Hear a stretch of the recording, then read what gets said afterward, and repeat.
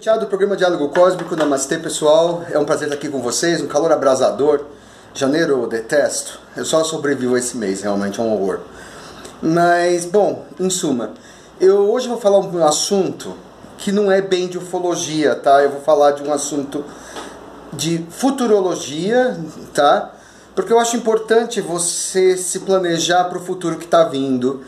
E eu acho que não é um futuro muito brilhante, entende? Eu acho que muita gente está falando de data limite, ou preocupado com o Bolsonaro, ou preocupado com isso, com aquilo.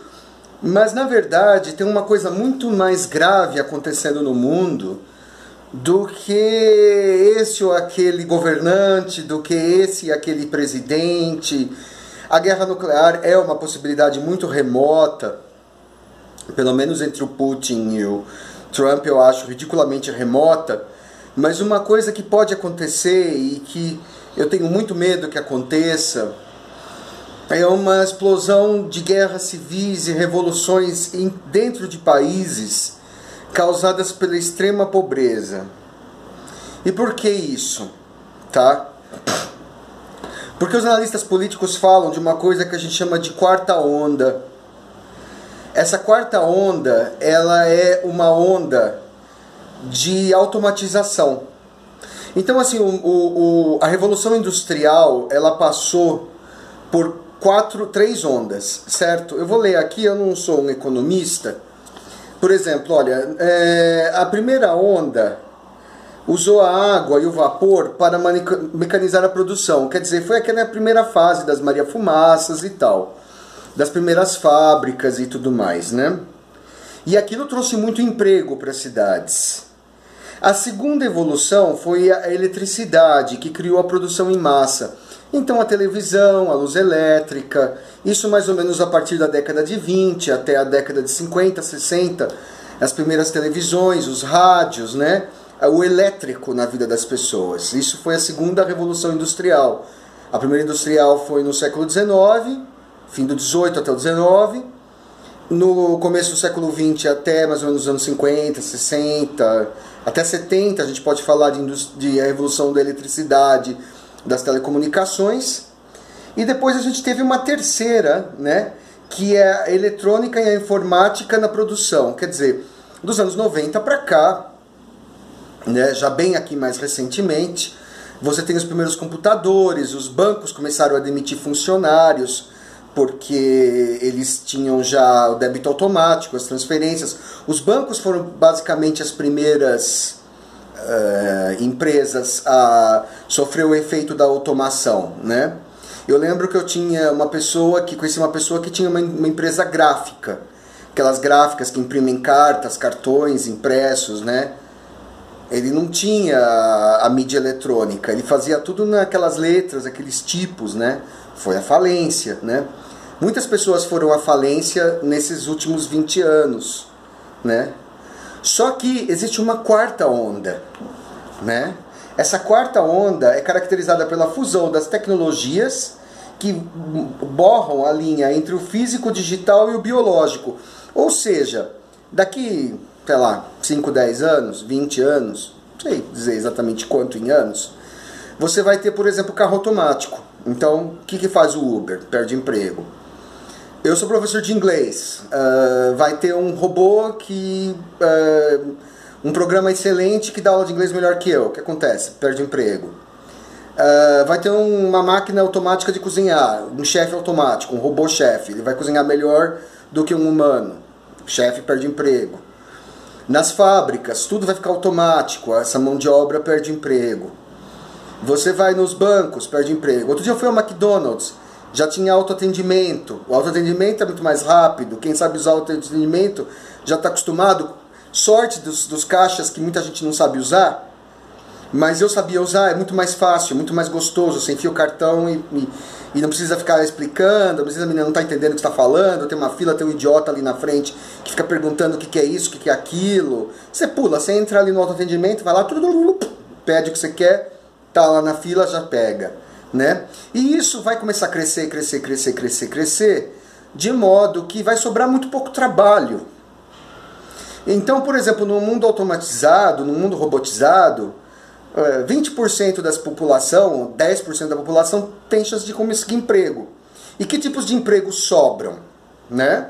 Sobram empregos ou de extremo baixa qualificação, tipo assim, quebrar coco. Se é que não tem um robô para quebrar coco. Catar algodão, se é que não tem uma máquina... Nem na agricultura, né? Assim,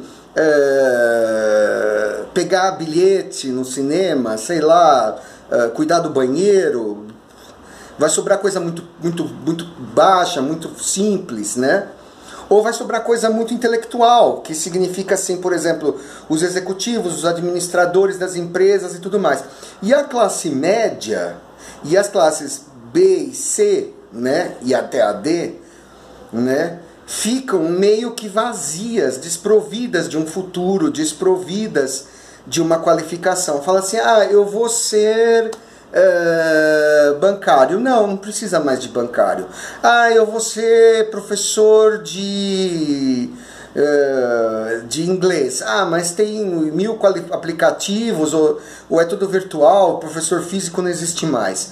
Eu vou dirigir carro, vou ser motorista de táxi, de Uber. Não precisa, os carros são automáticos. Eu vou trabalhar de caixa no supermercado. Não tem mais, é autoatendimento. Tudo caminha para o cliente fazer tudo por robôs, por autoatendimento. Então, daqui a pouco, não tem mais emprego. E aí você vai ter milhões, bilhões de pessoas desempregadas, sem a menor chance de sair dessa. Isso talvez não aconteça em 5 anos, isso acontece gradativamente cada vez mais. E aí o que você faz? Por exemplo, na Holanda, na Europa, que é rica, eu morava na Holanda, já nos anos 90, já existia uma coisa chamada Uitkering, que era uma Bolsa Família bem alta, vamos supor, seria no Brasil uns R$2.000, e a pessoa ganha sem trabalhar. Ela não é auxílio-desemprego, ela ganha. Ganha simplesmente porque ela existe, né? Todo mundo ganha. Então a pessoa pode ser uma consumidora sem ser uma produtora. Quem quer ganhar mais, quer ganhar 5, 6, 7, 10 mil, tem que trabalhar. Mas quem quiser viver e ficar vagabundando na rua, ganha 2.000. Então aquela pessoa que está consumindo e que não está produzindo nada, aquela pessoa vagabunda, para o governo ela é boa, porque ela está consumindo sem estar produzindo. Né? Até aquela preocupação de que a população está envelhecendo, para eles não faz sentido. Porque o velho também não produz nada, só consome. Mas que consuma o máximo, entendeu? Para eles consuma tudo. Né? E porque realmente só incomoda o Estado quando o velho começa a dar problema, precisa ser tratado, medicado e tal. Mas, por exemplo, no fato dele estar consumindo sem trabalhar, para o governo tem uma margem de pessoas não trabalhando. A Europa está chegando a isso, em que, por exemplo, não vai ter emprego. Mesmo esses imigrantes, por exemplo, não vai mais fazer muito sentido imigrar, aceitar imigrantes, se eles têm máquinas que trabalham em tudo. Quando os robôs substituírem as pessoas, não vai precisar ter imigrante. Entendeu?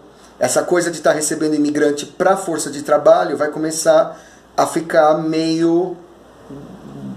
vai diminuir muito, vai acabar. E quem imigrar vai ser para ser faxineiro, porque é a única coisa que sobra. Né? Ou, quando eu estava lá, trabalhar em alguns trabalhos insalubres, né, que ninguém quer. Tá? Eu estou vendo aqui uma reportagem do Klaus Schwab, que é um economista, né? Esse é muito interessante esse texto, né? The Fourth Industrial Revolution, What It Means, How It Will Respond. Quer dizer, todos os países do mundo, a quarta revolução industrial, o que significa e como corresponder. E ninguém sabe como responder a isso, ninguém sabe. Então, assim, o grande apocalipse econômico não é o comunismo, nem é o capitalismo, nem é o liberalismo, não é mais sistema de distribuição de renda, mas é o que fazer com bilhões de pessoas que não podem trabalhar. E que têm saúde, e que são jovens muitas vezes.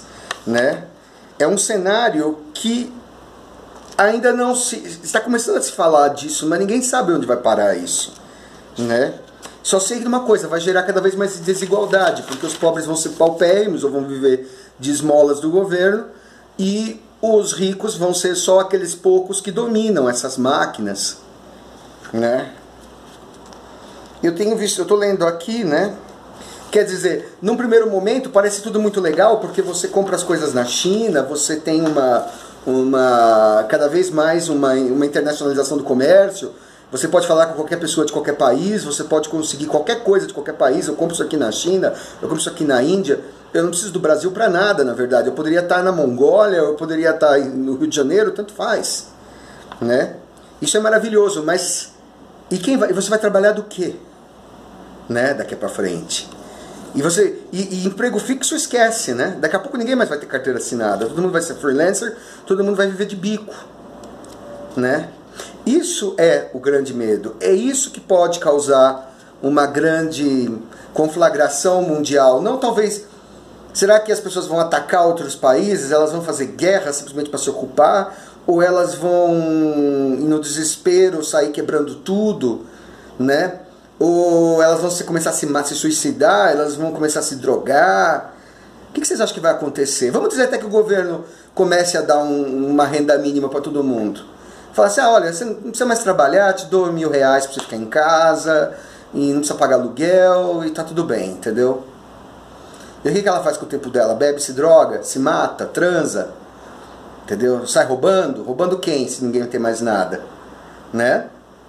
Quer dizer... Então essa quarta onda, eu acho que ninguém está falando disso, todo mundo está falando de data limite, Nibiru,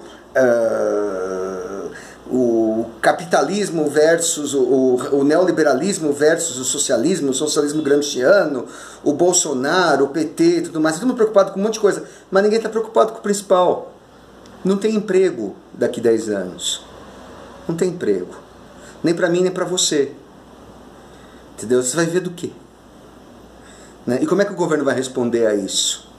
Até tem produção, mas quem compra? Né? O governo vai ter que liberar dinheiro da Bolsa Família, mas um Bolsa Família que não é uma Bolsa Família para os pobres, é uma Bolsa Família para todos, entendeu? É uma espécie de crédito. Como é que fica? Né? Deixa para vocês pensarem, a quarta onda, estudem a quarta onda da Revolução Industrial e pensem nisso. Namastê.